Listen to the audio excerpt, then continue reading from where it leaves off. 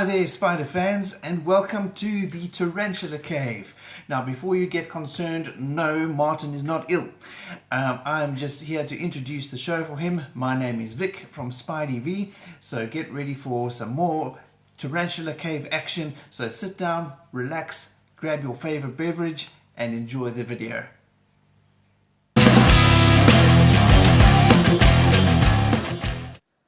Yes, Vic, brilliant job. Thank you so much for that intro. For those of you who've not seen Spydey Vee's channel, you should check it out. I'll leave a link down below. So moving on, what is this episode about? Obviously, it's about rehousing my Omothymus schioedtei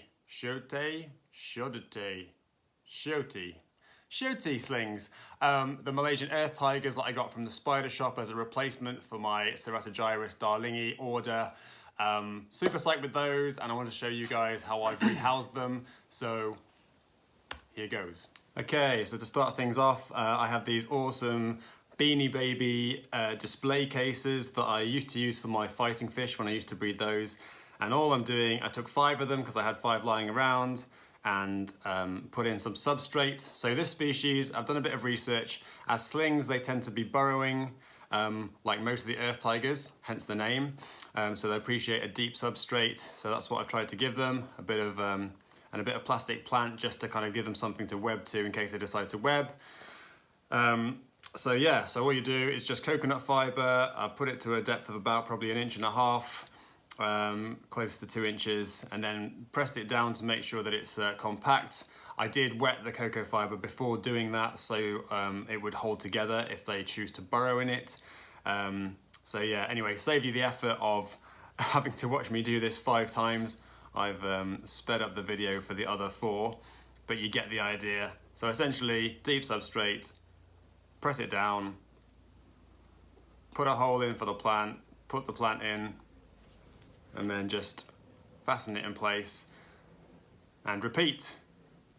So yeah, as adults, they are mostly arboreal. They are huge, beautiful arboreal tarantulas, live up in the trees. So they kind of change over the course of their life, basically, from living in the ground to living in trees, which is a really interesting thing about this species that I didn't know, and I'm really looking forward to watching them go through that change, assuming I can keep them happy and alive. But so far, so good. So that's the last one done. I did all that and then decided that actually I should put a bit more plant in to give them a bit more cover. And then you can't see it in the previous video, but what I did was I put a little hole in the middle of each container so that when I rehouse them, this is the first one going in, obviously, when I rehouse them, they would have the option of going straight into a pre-made burrow, a starter burrow. It's a really common technique with tarantula keepers to provide a starter burrow in new enclosures because A, it gives your tarantulas somewhere to hide straight away if they're a burrowing species, but also it saves them kind of deciding where to burrow. It means that you can control where the burrow will be. For me, I decided that in the middle of the enclosure was probably the easiest in terms of feeding, and certainly in terms of filming them feed. If I put crickets into the enclosures, I'll be able to film them easily coming out of their burrows and grabbing the crickets, assuming they use these starter burrows. So yeah, the packaging was perfect, as would be expected from the spider shop, and I was a little bit nervous about the rehousing just because you never know with slings how fast they're going to be, especially if it's a species you've not kept before, and certainly the earth tigers aren't famously slow and steady. But the basic process was point the spider in the right direction, be very gentle with the paintbrush, and hope that they would do what I wanted them to do. So obviously the first one went fine, the second one also went fine, but I made sure to get the lids on pretty quick because I didn't want to have that spiderling straight over the side and across the spider room floor. So that's 2 done. On to the next one.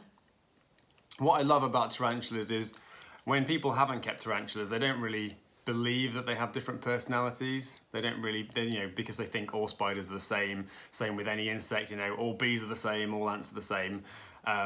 But actually, certainly with tarantulas, they are individual. So you can have 5 slings of the same species and have a very different experience of keeping each one of those. And I have no doubt that some of these guys are going to be You know, some will choose to stay fossorial for much longer, if not indefinitely, and some of them will start webbing up by the lids much sooner, I expect. And also they'll be different in terms of their appetite. Some will eat straight away and some won't. They'll probably therefore molt at different rates and grow at different rates, and there probably are differences in the sexes in terms of how quickly they molt. I've mentioned before that I think within tarantula populations there might be two strategies for males, so that some males molt really quickly and hit maturity really fast at a small size, and other males have a different strategy of being bigger, probably so that they've got a better chance of not getting eaten by the female. So there's sort of two strategies, I think. I don't know if it's across all tarantula species, and it's just a hunch I've got. This guy was great. He had a real go at fighting the paintbrush, so I suspect that he's going to be a handful when he grows up. But yeah, so yeah, different rates of growth, different rates of molting, different feeding rates, the whole thing. So every individual tarantula is precisely that, an individual that you have to learn, like with any pet. You know, I believe any pet you get, you need to learn its behaviour in order to understand how best to look after it and meet its requirements. So here we go again. They were all very straightforward. I didn't have any escapees. I was being super careful, and actually, to be fair, they'd been in transit for a long time by the time I got them, so no doubt all of the light was a bit of a shock and they weren't in a position to do anything crazy. I suspect they're a lot faster once they've warmed up. But yeah, even at this size, you can start to make out the tiger pattern on the abdomen, which gives them their Earthtiger name. Obviously, the burrowing is the earth bit, and the tiger stripes are the tiger bit. But you'll have seen from the intro to this, or the start of this video before Vic came on, that it's an absolutely gorgeous species as an adult. This is just to give you an idea of how big they are. Obviously that's my finger, so they are very small and very cute, and this one's very inquisitive. They've settled in nicely over the last few days. Some of them have indeed adopted the starter burrows and they're doing what I expected them to do. Some of the others haven't yet. They're still either wandering around, or they've chosen to web up in the corners, or they've tried one location and then changed their minds and then tried a different location. So they'll still be settling in, and I've got to give them a bit of time. The good news is I fed them all on a bunch of micro crickets and they all ate, so they are doing well, and well, it'll be fun watching them grow. So that's it, guys. Thanks very much for watching. As always, your support is massively appreciated. It's really nice to be continuing to post about my tarantulas. I'm having such a great time with this channel. It's just getting better all the time and more enjoyable, and these little spiderlings are like, I'm so excited about them growing up and being big. It's going to be great to watch them grow. If you're new to this channel, please do subscribe. You need to hit the bell icon if you want to get notifications of future videos. I hope you will, because a lot of people have been missing those and complaining about that. As always, I'd love to hear your comments. What do you think about this new species? Do you think it's a good addition? Have you got any experience with this species, or in fact any other of the Earthtiger species that you want to share? I'm really interested in finding out more about this group, so any information you have is brilliant. In the meantime, take care, and I'll see you next time.